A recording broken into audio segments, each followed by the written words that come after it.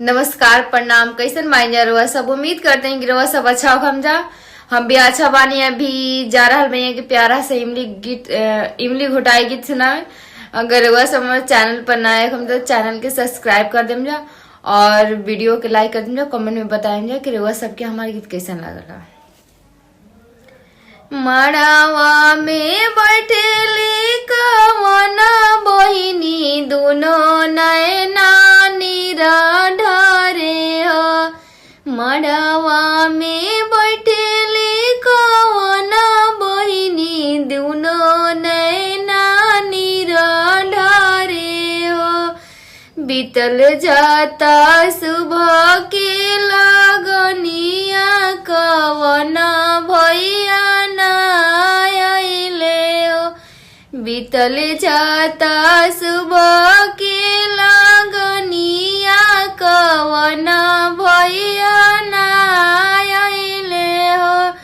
मामी जे रति भैया भेज, मामी जे रति भैया भेजती भैया मिली घोटावे अइता हो।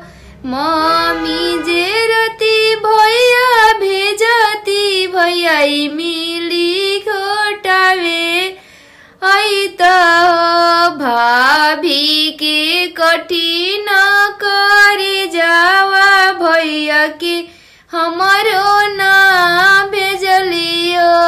भाभी के कठिन करे जावा भैया के हमारो ना भेजलियो।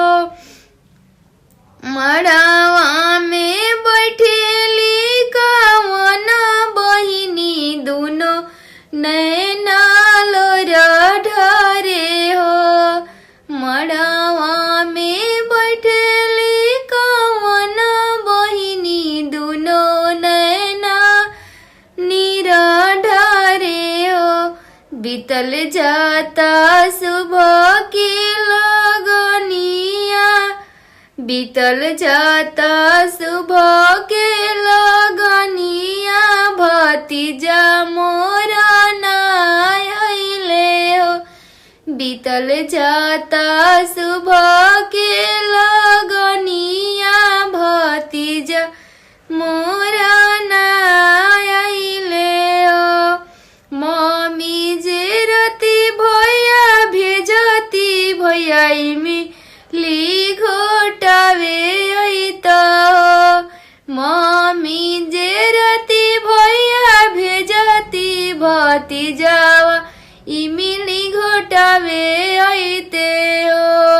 भाभी के कठिन करे जावा भैया के हमारो ना भेजली हो।